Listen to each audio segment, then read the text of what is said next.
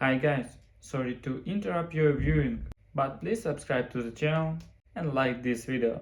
Thank you. When I walked into my own house after a year-long deployment, I didn't just find my brother living there.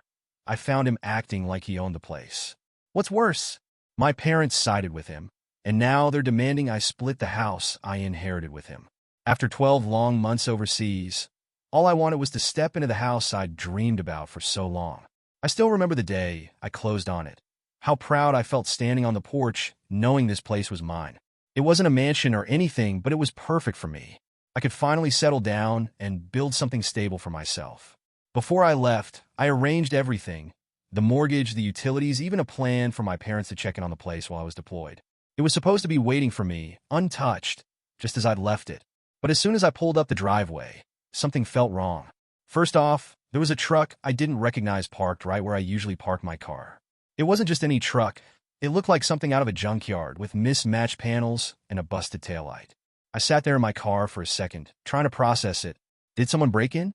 When I stepped onto the porch, the weirdness escalated. Someone had hung wind chimes by the door. I definitely didn't buy those. There were also muddy footprints leading up to the front door, and a pile of sneakers that weren't mine stacked haphazardly near the entrance. My stomach churned.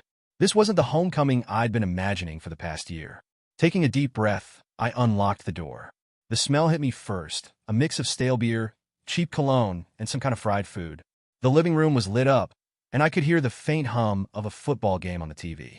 My heart sank as I walked in and saw my younger brother, Ethan, sprawled on the couch with his feet up on the coffee table, holding a half-empty beer can. "Hey," he said casually, barely looking up from the game. "What's up?" I froze, not sure what to say. My mind was racing, trying to piece everything together. Ethan wasn't supposed to be here. He wasn't even supposed to have a key. "What are you doing here?" I asked, my voice sharper than I intended. He finally looked at me, his expression a mix of confusion and mild annoyance. "What do you mean? Mom and Dad said I could stay." I felt like I'd been punched in the gut. "Stay? Stay where? This is my house." Ethan shrugged like it was no big deal. "Yeah, but you were gone, so it's not like you were using it." I couldn't believe what I was hearing. I dropped my bag on the floor and ran a hand through my hair, trying to keep my temper in check. "You can't just move into someone else's house without asking." "Relax," he said, turning back to the TV. "Mom and Dad said it was fine. They didn't think you'd mind." I took a few steps toward him, my frustration bubbling over. "Ethan, this isn't about whether they thought I'd mind. It's my house. Why didn't you call me or ask for permission?" He let out an exaggerated sigh, finally muting the game. "You were overseas, man. What was I supposed to do? I lost my job, my apartment fell through, and I didn't have anywhere else to go. Mom and Dad said this place was empty, so I figured why not?" I couldn't believe the audacity. "Why not?" "Because it's not yours to just move into." "Did you even think about how I'd feel coming back to this?" Ethan rolled his eyes. Okay. Look, it's not a big deal. I've been keeping the place clean, paying some of the bills, helping out." I looked around the living room. The coffee table was cluttered with empty beer cans, takeout containers, and a stack of unopened mail addressed to me. Helping out? It looked like a frat house, not the cozy home I'd envisioned. I stormed into the kitchen, hoping to get some clarity. It was even worse in there. The sink was piled high with dirty dishes, and someone had taped a note to the fridge that read, "Ethan's groceries, don't touch." My blood boiled as I opened the fridge and saw that all of my carefully stocked frozen meals and ingredients had been replaced by beer, instant noodles, and half-eaten leftovers. Ethan followed me in, leaning against the doorway like this was all perfectly normal. "Look, man, I get that you're mad, but I really didn't have a choice. I would have been on the street otherwise. And that's my problem, because—" I snapped, slamming the fridge shut. "It's not like I'm staying forever," he said defensively. "I just need some time to get back on my feet. You're back now, so I can figure something out." "Good," I said, folding my arms. "Because you're going to need to leave. This is my house, Ethan. I didn't buy it just for you to trash it while I was gone." Ethan's face hardened. "Wow, real nice. I thought family was supposed to help each other out. Guess I was wrong about you." I stared at him, speechless. This wasn't how I'd imagined my first day home. Instead of a warm welcome, I'd walked into a battle over the one thing I thought I could count on: my own house. I stood in the middle of my living room, staring at Ethan like he'd grown a second head. Surely, this was a misunderstanding, a temporary arrangement that had gotten a little out of hand. "So, how long have you been staying here?" I asked cautiously, hoping his answer would put my mind at ease. He shrugged, tossing his empty beer can onto the coffee table like it was a trash bin. Couple of months, maybe? Lost track, to be honest. A couple of months? My voice cracked. Ethan, what the hell? You couldn't have called or texted me to let me know. Why would I? He said like it was the most obvious thing in the world. Mom and Dad said it was cool, and you weren't even here. I didn't think you'd care. I blinked, trying to process the sheer audacity of that statement. You didn't think I'd care? About someone moving into my house without asking? Ethan rolled his eyes. Chill out, man. It's not like I broke in. Mom gave me the spare key. That stopped me cold. Wait, Mom gave you the key? Yeah. She said it'd be fine since the place was just sitting empty. I couldn't believe what I was hearing. I stormed out onto the porch, phone in hand, and called my parents. My mom picked up on the third ring, her cheerful voice completely at odds with the fury bubbling inside me. Hi, honey. Welcome home. How was the flight? Mom, I said, cutting her off. Why is Ethan living in my house? There was a brief pause before she responded, her tone as calm and casual as if I'd asked her why the sky was blue. Oh, that? Ethan needed a place to stay, and we thought it'd be fine since you weren't using it. I had to take a deep breath to keep from yelling. Using it? Mom, it's my house. You didn't think to ask me first? Oh, don't be so dramatic, she said dismissively. We were just trying to help him out. He lost his job, you know. Yeah, I get that, but why would you think it's okay to move him into my house without telling me? Well, we figured you wouldn't mind, she said, her tone now tinged with mild annoyance, as if I were the one being unreasonable. You've been away for months, and it's not like he's hurting anything. Family helps family, right? I clenched my jaw so hard it hurt. Mom, this isn't about helping him. It's about respect. This is my house. You can't just give him the keys like it's yours to offer. She sighed, clearly tired of the conversation already. Look, we didn't think it'd be a big deal. He's your brother, and he needed help. We thought you'd understand. I hung up, furious, and walked back into the house. Ethan was still lounging on the couch, flipping through channels like he didn't have a care in the world. I leaned against the doorway, staring at him in disbelief. So, I said, crossing my arms, you're just planning to stay here indefinitely? He glanced up at me, his expression bored. Well, I was hoping to stick around until I figure some stuff out. You know, get back on my feet. I rubbed my temples, trying to calm the storm in my head. Okay, first of all, you're not staying here long term. Second, you couldn't even bother to keep the place clean while you were squatting here. Squatting? Seriously? He sat up, looking genuinely offended. I told you I've been taking care of the place. And for the record, I've been paying for stuff too. Water, electricity, groceries. You're welcome. I laughed bitterly. Oh, you've been paying for groceries? With what? Exactly? Mom and Dad's money. That shut him up for a moment, but the smug look on his face quickly returned. Look, I get that you're mad, but you're blowing this way out of proportion. I'm not hurting anyone by being here. Can't you just chill for a second? I gestured around the room. Ethan, this isn't just about you being here. It's about the fact that you moved into my house without asking, trashed it, and now you're acting like I'm the one being unreasonable for wanting you gone. The more I explored the house, the worse it got. Ethan hadn't just moved in. He'd taken over completely. My spare bedroom, which I'd planned to turn into an office, was filled with his junk. Boxes of clothes, old video games, and random knickknacks piled haphazardly. The guest bathroom looked like it hadn't been cleaned in weeks, with toothpaste smeared across the sink and damp towels thrown on the floor. The final straw came when I found a stack of unopened mail in the kitchen. Among the usual bills and junk mail was a letter from my HOA about a noise complaint. Apparently, Ethan had thrown a party so loud that the neighbors called to report it. I marched back into the living room, holding the letter like it was evidence in a trial. What the hell is this? I demanded, shoving it toward him. He glanced at it and shrugged. Oh yeah, that was a couple of weeks ago. Sorry about that. Sorry? Ethan, you've been living in my house, throwing parties and getting me in trouble with the HOA? Are you kidding me? He had the nerve to laugh. It's not like it's a big deal. They didn't fine you or anything. I stared at him, my hands shaking with anger. You have 2 weeks to get out, I said through gritted teeth. After that, I'm changing the locks. Ethan looked at me like I just kicked his dog. Wow, you're really kicking me out? So brother, you are. You're damn right I am, I snapped. Because this isn't your house, Ethan. It's mine, and you've already overstayed your welcome. He didn't say anything, just turned back to the TV and unmuted the game. It was like he didn't believe I was serious. But I was done being the nice guy. If he thought he could walk all over me, he was about to find out just how wrong he was. After my initial confrontation with Ethan, I decided it was time to lay down some boundaries. This wasn't a conversation I wanted to drag out. It was supposed to be straightforward.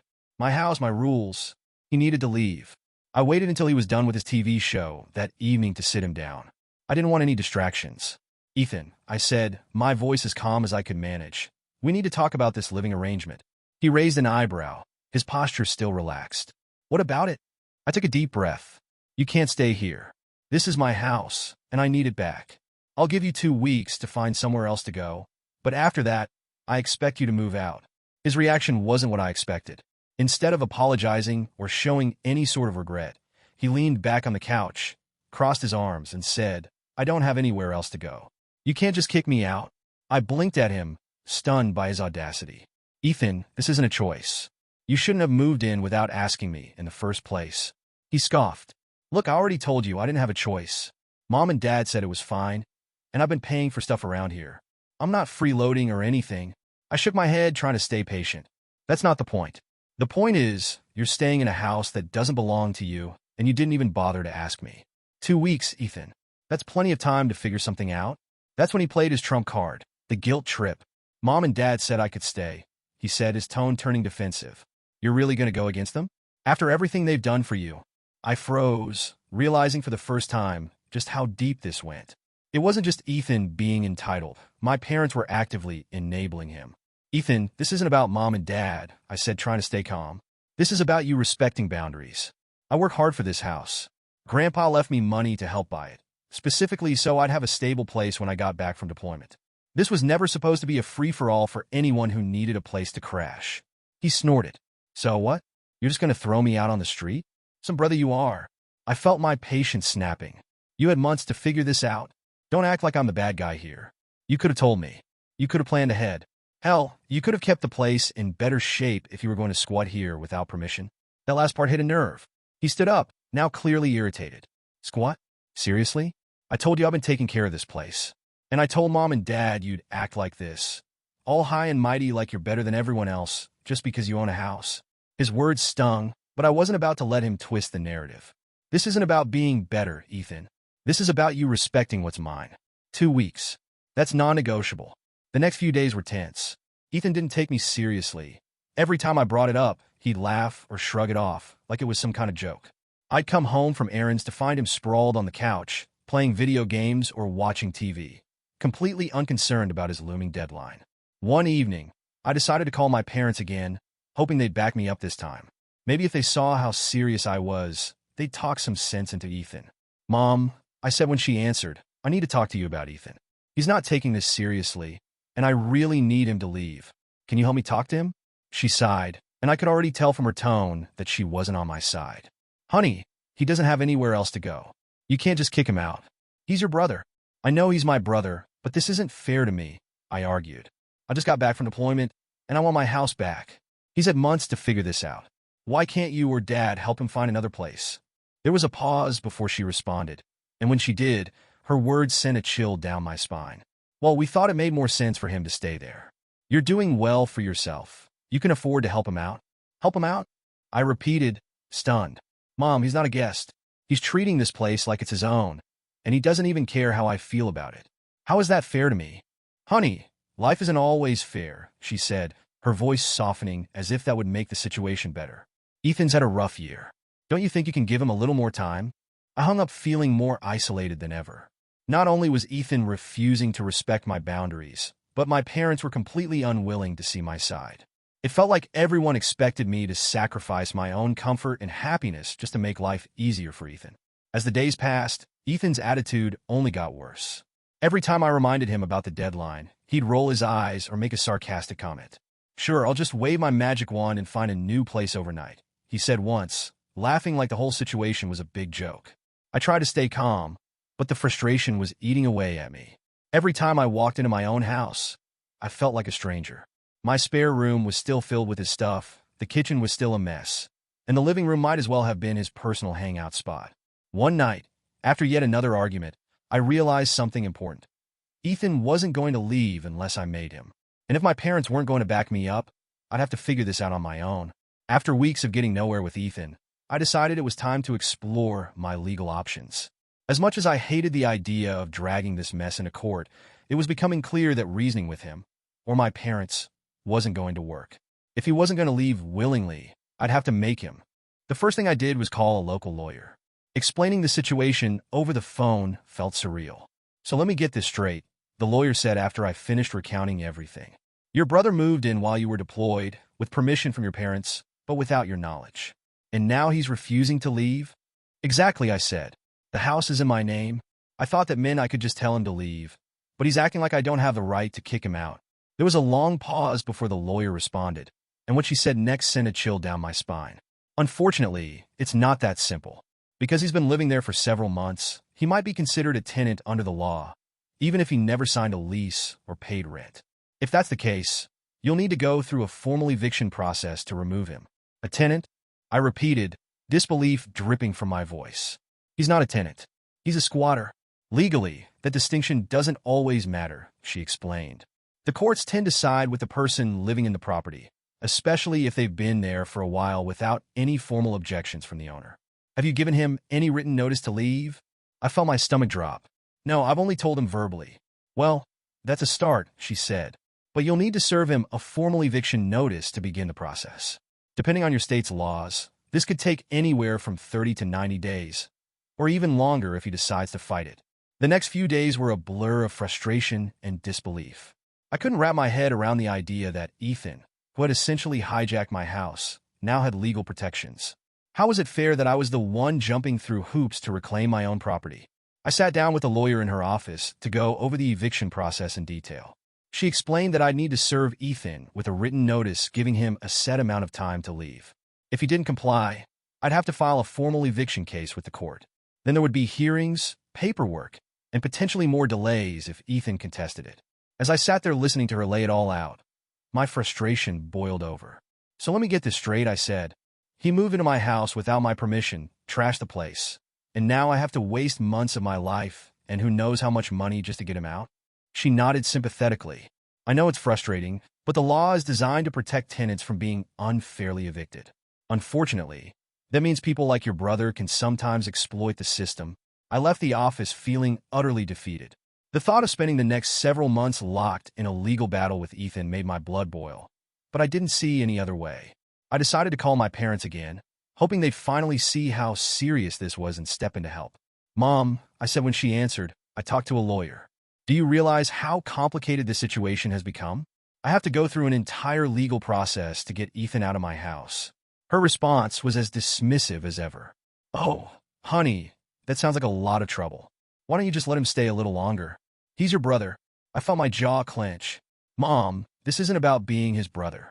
This is about my property and my rights. Why can't you and Dad help him find somewhere else to go? We've already done so much for him, she said defensively. We thought you'd be able to help too. You've always been the responsible one. You can handle this better than he can. Handle this? I snapped. You mean handle your mess? Because you're the ones who told him he could stay here in the first place. Did you even think about how this would affect me? Her tone turned icy. Don't you dare blame us for this. We were just trying to help him. And if you had an ounce of compassion, you'd do the same. That conversation was a turning point for me. Until then, I'd been holding on to the hope that my parents would eventually see reason, that they'd step in and convince Ethan to leave.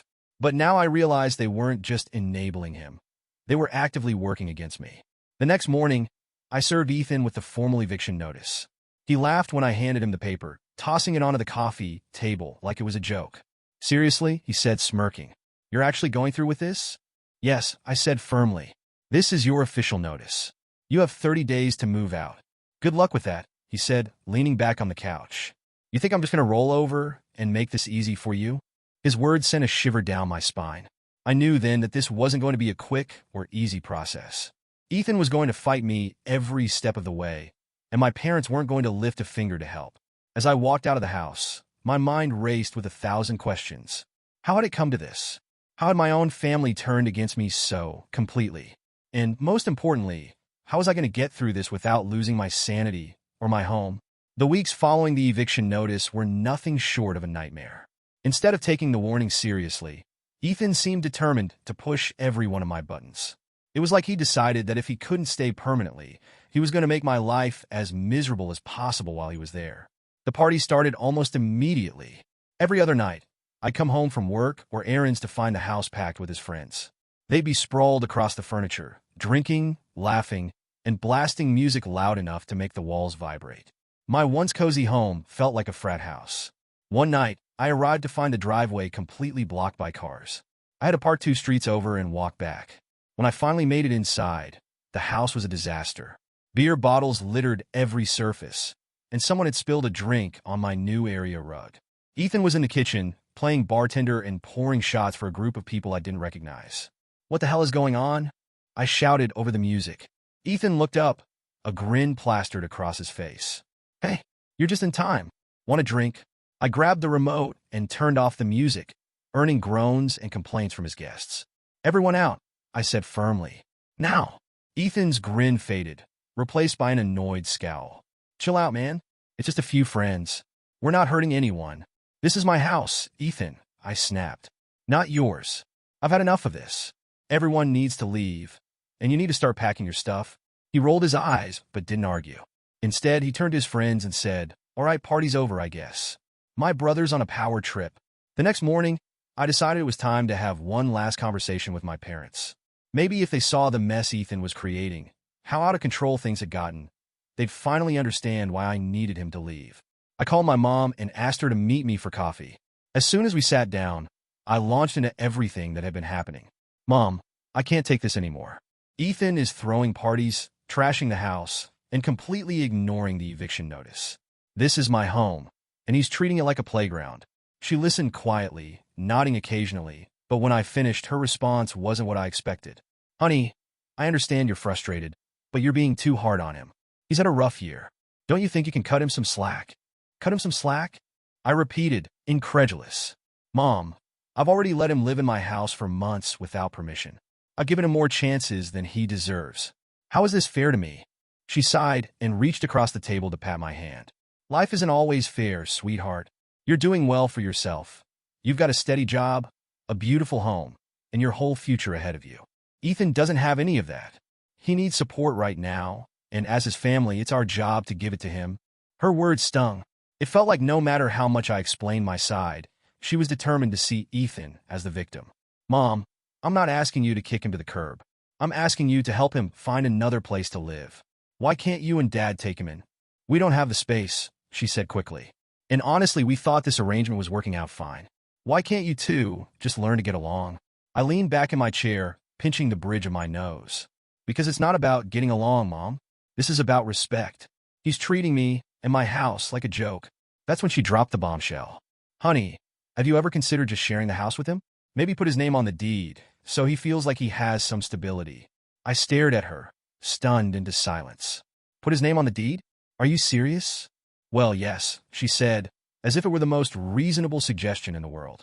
"It would solve a lot of problems. He wouldn't feel like he's being pushed out, and you wouldn't have to go through all this legal trouble. It's a win-win." I couldn't believe what I was hearing. "Mom, this isn't a family heirloom we're splitting. This is my house, something I worked hard to buy. Grandpa left me money specifically so I could have a place of my own. Ethan has no right to it." Her expression hardened. "Grandpa would have wanted you to take care of your brother. He always said family comes first." I felt a surge of anger rise in my chest.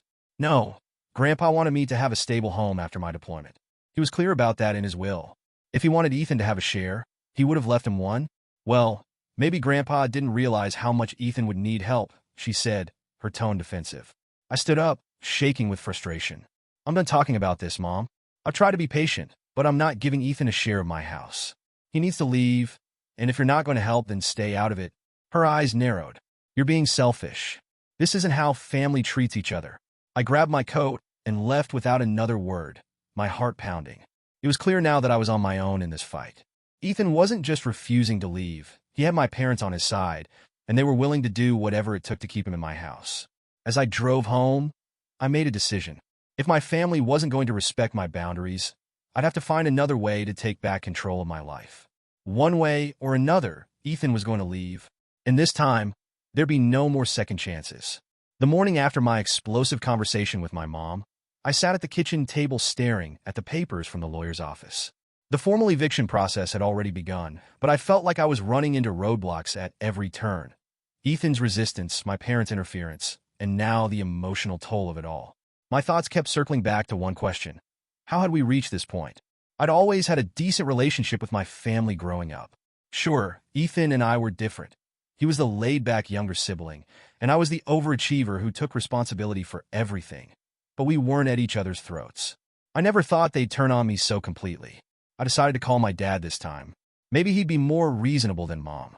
I put the phone on speaker and took a deep breath as it rang. When he picked up, I didn't waste any time.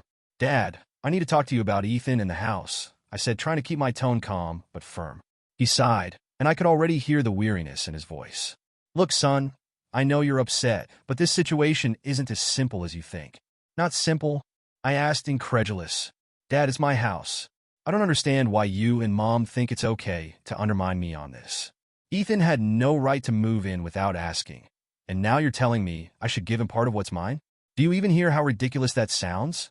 There was a long pause before he replied. "Your grandfather didn't leave you that house outright, you know. He just gave you the money to help with the down payment." "Exactly," I shot back.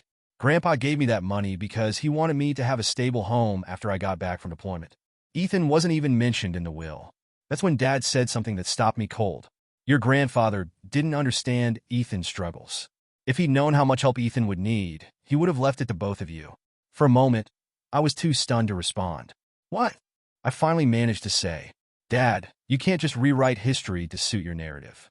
Grandpa was very clear about his wishes. He wanted me to have this house. Period. You don't know that," Dad said stubbornly. "Ethan's had a rough time, and you've always been the golden child." Grandpa didn't see the whole picture. He didn't realize how much Ethan needed support. I felt anger bubbling up inside me, but I forced myself to stay composed. This isn't about who needed what. This is about what's fair. Grandpa left me that money because he trusted me to use it wisely. You can't just decide Ethan deserves a share because things didn't go his way. "It's not about fairness," Dad said, his voice growing more frustrated. "It's about family. Ethan is struggling, and we're just asking you to help him out." "No," I said firmly. "You're not asking me to help. You're demanding that I give up something I worked hard for because Ethan refuses to take responsibility for his life. And I'm not going to do it." Dad's response was sharp. "You're being selfish. You're putting your own comfort over your brother's well-being." That was the last straw. Selfish? Do you have any idea what it feels like to come home from deployment, expecting some peace and stability, only to find your own family has completely disregarded your boundaries? I've spent my entire life being the responsible one, cleaning up everyone else's messes, and I'm done. Ethan needs to figure this out on his own. The line went silent for a moment, and then Dad sighed again, this time with resignation. "I don't know what's happened to you, son. You used to care about family." That comment hit me like a punch to the gut. I hung up before I said something I'd regret, but his words echoed in my mind for the rest of the day. That evening, I pulled out Grandpa's will and the letter he'd written me when he gave me the down payment for the house. The memories of our conversations came flooding back. Grandpa had always been supportive of my military career, and he'd made it clear he wanted me to have a place where I could settle down and build a future. "You're going to need stability when you get back," he told me. "This house is a gift, but it's also a responsibility. Take care of it, and take care of yourself. You've earned this." There was nothing in his words or his will that suggested Ethan was entitled to anything. Grandpa had known what he was doing. He'd made his wishes crystal clear. The more I thought about it, the more I realized how far my parents were willing to go to rewrite the narrative. They were so determined to keep the family together that they were ignoring the damage Ethan was causing, not just to my house, but to my mental health and our relationships. Later that week, I tried once more to talk to Ethan, hoping that revisiting Grandpa's wishes might get through to him. I found him in the living room, feet propped up on the coffee table as usual, scrolling through his phone. "Ethan," I said, holding the letter in my hand, "we need to talk." He glanced up, his expression bored. "About what?" "This," I said, handing him the letter. "Grandpa gave me the money for this house because he wanted me to have something stable after my service. He trusted me with this responsibility. You weren't even mentioned in his will." Ethan skimmed the letter, then tossed it onto the couch with a shrug. "So what?" Grandpa didn't know what I was going through. If he'd seen how hard things have been for me, he would have helped me out too. I stared at him, dumbfounded. "You really believe that, don't you? That Grandpa's wishes don't matter, because they don't fit your version of how things should be." "Why does it matter?" he shot back. "You're doing fine, and I'm struggling. Isn't that what family is supposed to do? Help each other out?" "Not like this," I said, my voice shaking with frustration. Family doesn't mean taking advantage of each other. It doesn't mean ignoring someone else's boundaries just because it's convenient for you. But Ethan just shrugged again, and in that moment, I realized something important. He wasn't going to change. As long as he had my parents backing him up, he'd keep justifying his actions, no matter how wrong they were. It was time to stop arguing and start taking action. If my family wasn't going to respect my boundaries, I'd have to enforce them myself. And this time I wasn't backing down. After the explosive revelations about my grandfather's inheritance and the firm stance my parents had taken on Ethan's side, I knew I was on my own. My parents had made it abundantly clear they wouldn't help. Ethan, emboldened by their support, continued to push every boundary I tried to set. But I'd had enough. This was my home, my stability, and my future. If they wanted to fight, I was ready. The first step was to finalize the formal eviction paperwork. My lawyer had warned me it would be a long and tedious process, but at that point, I didn't care. I served Ethan with another notice, this time delivered through certified mail to make it official. When I handed him the documents, he barely glanced at them before tossing them onto the coffee table. "You're really doing this?" he asked, his tone dripping with disbelief. "Yes," I said firmly. "I've already given you plenty of time, Ethan. This isn't personal.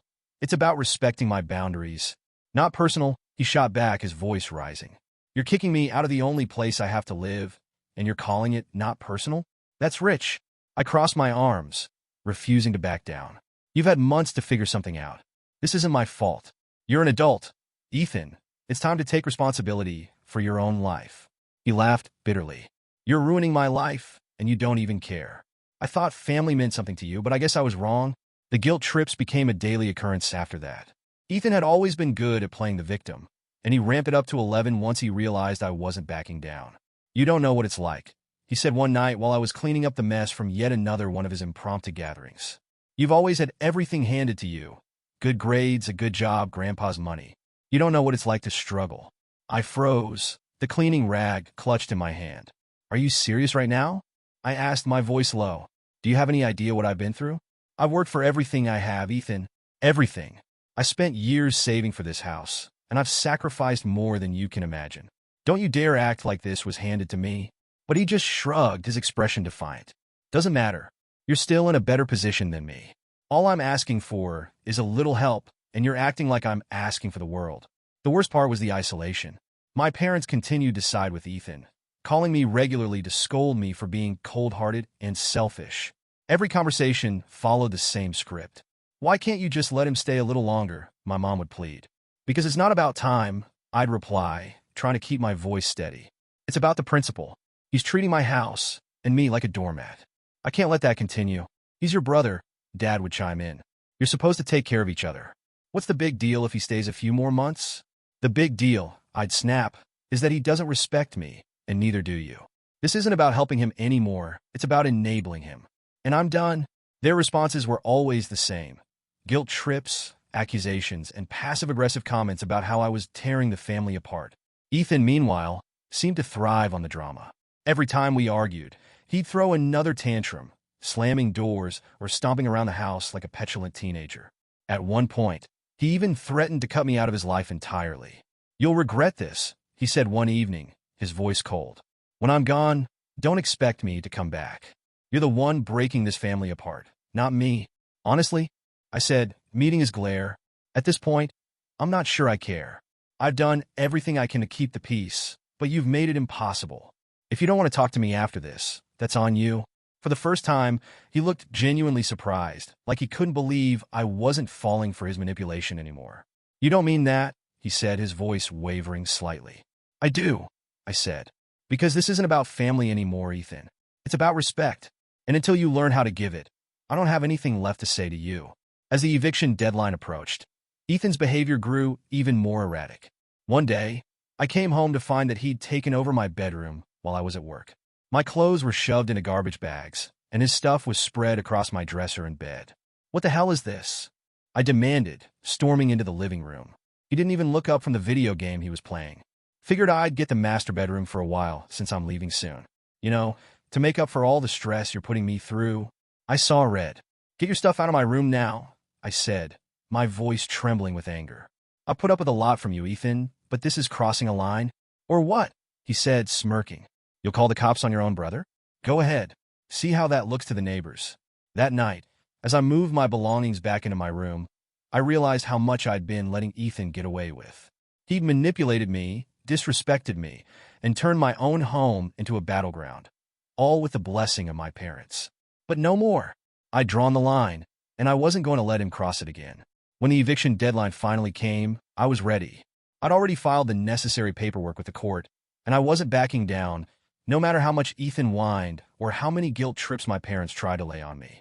For the first time in months, I felt a glimmer of hope. It wasn't going to be easy, but I was finally taking back control of my life and my home. Ethan could fight me all he wanted, but I wasn't giving in. Not this time. The day the court issued the final eviction notice was both a relief and a new source of dread.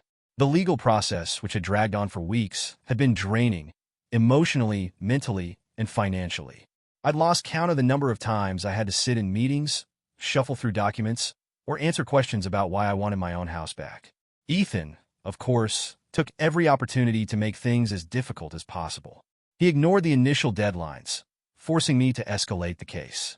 When the final notice arrived, giving him 30 days to vacate, he laughed in my face. "You think I'm scared of some piece of paper?" He sneered, crumpling the letter and tossing it into the trash. "It's not about being scared," I replied, my voice steady despite the fury bubbling inside me. "It's about consequences. You've had more than enough time to figure this out, Ethan. This is the end of the line." But he didn't believe me, or he didn't want to. Instead of packing his things, he doubled down on his antics, throwing even more parties and making a mess of the house. It felt like he was daring me to snap, to lose my temper, so he could paint me as the bad guy. My parents, predictably, took his side. They called me almost every day, sometimes separately, sometimes together, but always with the same message: reconsider. "Sweetheart," my mom said during one particularly heated conversation, "do you really want to go through with this? Ethan's your brother. He doesn't have anywhere else to go. What would Grandpa think if he knew you were treating family this way?" I clenched the phone tighter, biting back the urge to yell. "What would Grandpa think?" I repeated. "He'd think Ethan is taking advantage of me. He'd think you and Dad are enabling him instead of holding him accountable. And he'd be furious that you're using his name to guilt me into giving up what's mine." There was a long pause before she replied. "I just don't understand how you can be so cold," she said, her voice trembling with disappointment. "This isn't the son we raised." "No, Mom," I shot back. "The son you raised learned how to take care of himself, how to work hard and be responsible. The problem is you didn't teach Ethan the same lessons. And now you expect me to clean up the mess." The guilt trips didn't stop there. My dad tried a different tactic, appealing to my sense of fairness. "You know, this doesn't have to be so black and white," he said during one call. "Why not work out a compromise? Let him stay for a few more months, maybe even pay you rent. That way, everyone wins." I laughed bitterly. "Dad, you know as well as I do that Ethan isn't going to pay rent. He's had months to step up and take responsibility, and he's done nothing but disrespect me in this house. Compromise isn't an option anymore." "Fine," he said, his tone turning cold. "But don't come crying to us when you've driven your brother away for good." As the eviction deadline approached, the tension in the house reached a boiling point. Ethan alternated between sulking and lashing out, slamming doors and muttering under his breath about how unfair I was being. At one point, he even tried to guilt me by claiming he'd end up homeless. "You're really okay with that?" he asked one evening, standing in the doorway of the kitchen while I washed dishes. "Kicking your own brother out with nowhere to go? You'll have to live with that." I turned to face him, my patience worn thin. "You've had months to figure this out, Ethan. Don't put this on me. You're in this situation because of your own choices." He scoffed. "Yeah, sure. It's all my fault. You're perfect, and I'm just a screw-up. That's the story, right?" "It's not about being perfect," I said, my voice rising. "It's about taking responsibility for your life. You can't keep blaming everyone else for your problems." The final day came faster than I expected. I'd been bracing myself for another confrontation, but Ethan's mood had shifted in the last week. He'd stopped arguing, stopped slamming doors. For the first time in months, the house was quiet. When I came home that evening, I found him sitting on the couch, surrounded by packed boxes.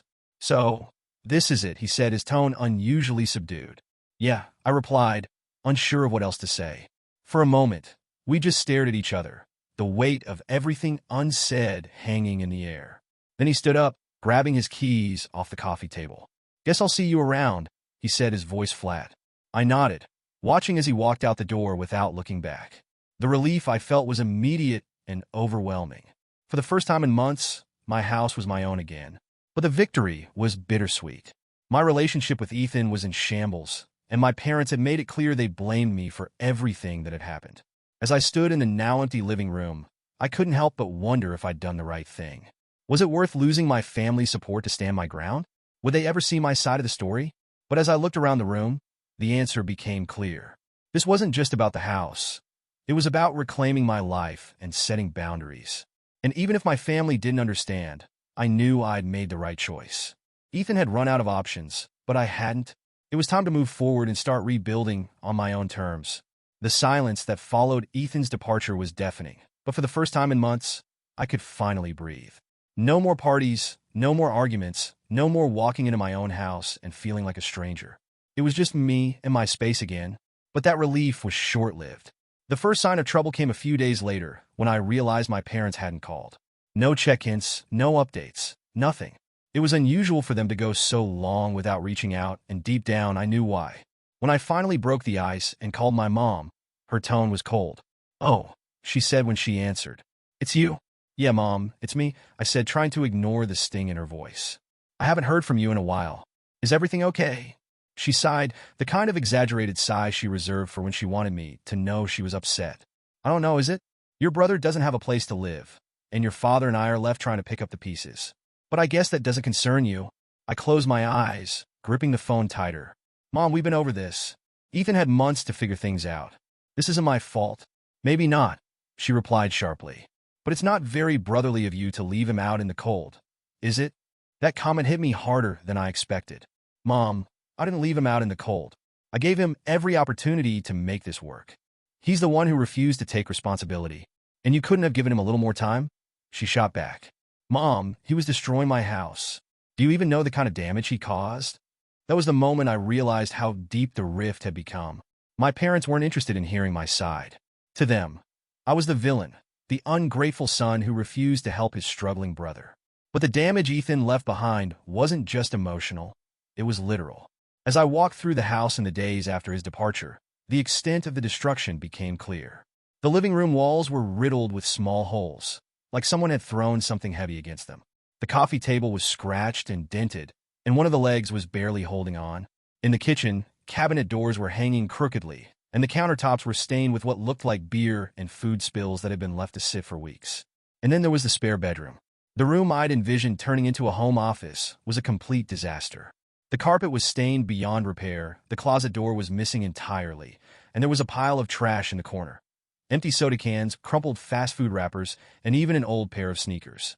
Fixing it all felt overwhelming, but as I started cleaning and repairing things bit by bit, I realized it was more than just a chore. It was a way of reclaiming my home, piece by piece. Still, the bitterness lingered. I couldn't stop replaying the events of the past few months in my mind. Ethan's entitlement, my parents' betrayal, the way they dismissed my feelings and sided with him at every turn. I'd always believed my family had my back. Growing up, we weren't perfect, but there was an unspoken understanding that we supported each other no matter what. This ordeal shattered that illusion. The worst part was the realization that my parents' loyalty wasn't unconditional. They'd chosen Ethan, time and time again, even when he was clearly in the wrong. It was a bitter pill to swallow, and it made me question everything I thought I knew about our relationship. As the weeks went on, I focused on rebuilding both my house and my sense of self. I repainted the walls, replaced the damaged furniture, and deep-cleaned every room. It was cathartic, in a way, to scrub away the physical remnants of Ethan's presence. But the emotional scars were harder to deal with. Every time I saw a family photo or a keepsake from my childhood, I felt a pang of sadness. I'd always been proud of my family, but now I wasn't sure I could trust them the same way. I tried reaching out to my parents again, hoping to find some common ground, but every conversation ended the same way, with them blaming me for Ethan's struggles and refusing to acknowledge the toll this had taken on me. "Do you even care about how I feel in all of this?" I asked my dad during one call. "Of course we care," he said, his tone defensive. "But Ethan needed you more than you needed that house. We thought you'd understand that." I wanted to scream. "It's not about the house, Dad. It's about respect. It's about the fact that you and Mom didn't even ask me before giving him the keys. You treated my home like it was yours to give away." He didn't respond right away, And when he finally spoke, his words cut deep. Maybe if you'd shown a little more compassion, things wouldn't have gotten so bad. I hung up after that. There was no point in continuing the conversation. As the days turned into weeks, the silence between me and my parents grew. Part of me wanted to reach out, to mend the rift, but another part of me couldn't shake the feeling that they owed me an apology, not the other way around. For now, I focused on what I could control. My house was finally starting to feel like home again, and for the first time in months, I felt a sense of peace. But deep down, I knew the fallout from this ordeal wasn't over. The wounds were still fresh, and the path to healing, if it was even possible, was going to be a long one. It's been 3 months since Ethan moved out, and the dust is finally starting to settle. The chaos that consumed my life for so long has been replaced by something I hadn't realized I was missing: peace. My house feels like mine again, and for the first time in a long while, I wake up without the weight of frustration and resentment pressing on my chest. Fixing the physical damage Ethan left behind was a long process, but in a way, it was therapeutic. I spent weeks patching holes in the walls, repainting rooms, and scrubbing every inch of the place until it felt like home again. I even replaced the closet door in the spare bedroom and turned the space into the office I'd envisioned when I first bought the house. But the emotional damage? That's been harder to fix. My relationship with my parents is strained. We're back on speaking terms, but the warmth that once defined our conversations is gone. It's as if we're all walking on eggshells, careful not to bring up the one topic that could reignite the firestorm: Ethan. During one recent phone call, my mom tried to broach the subject. "You know, sweetheart," she said cautiously, "it wouldn't hurt to reach out to Ethan. I'm sure he'd appreciate hearing from you." I sighed, already anticipating where this was going. "Mom, we've been through this. I needed to set boundaries. I'm not ready to pretend everything's fine when it's not." She hesitated, then said softly, "But don't you miss him? Don't you think it's time to make things right?" Her words stung, but not for the reason she intended. "Mom," I replied, my voice firm but calm, "making things right doesn't mean sweeping everything under the rug. Ethan and I need time, and so do I. If he ever wants to have an honest conversation, I'm open to it. But I'm not going to pretend like nothing happened just to keep the peace." She didn't argue, but I could hear the disappointment in her silence. As for Ethan, I know he's still staying with a friend. We haven't spoken since the day he left, and while part of me feels bad for him, another part knows this was a lesson he needed to learn. A mutual friend mentioned that he's been trying to save up for his own place, but he's struggling to hold down a job. It's hard not to feel a pang of guilt when I hear things like that, but then I remind myself, this isn't my responsibility. Ethan had every opportunity to take charge of his life, and he chose not to. If I hadn't drawn the line, he would have continued to take advantage of me, and I would have let him, out of some misguided sense of obligation. In the quiet moments, when I have time to reflect, I've come to realize something important. Just because someone is family doesn't mean you owe them everything. There's a difference between helping someone and enabling them. And sometimes, the most loving thing you can do is let them face the consequences of their actions. Setting boundaries wasn't easy, and it came with a cost. I lost the closeness I once had with my family, and I may never get it back. But I've gained something just as valuable: respect for myself and the ability to prioritize my own happiness. These days, I'm focusing on rebuilding, not just my house, but my life. I've reconnected with friends I lost touch with during the chaos, started new hobbies, and even adopted a dog, a scrappy little mutt named Charlie, who's already claimed the living room couch as his throne. Every now and then, I catch myself wondering if Ethan will ever reach out, if he'll ever apologize or acknowledge the impact his actions had on me. But I'm not holding my breath. For now, I'm content with the life I've rebuilt, and I'm proud of the boundaries I've set. Moving forward, I've made a promise to myself: no more putting others' needs ahead of my own at the expense of my well-being. It's a lesson I wish I'd learned sooner, but I'm grateful I learned it at all. If Ethan ever decides to grow up and take responsibility for his life, I'll be here, ready to rebuild our relationship. But until then, I'm moving forward, one step, one day, one boundary at a time. And for the first time in a long while, I'm truly at peace.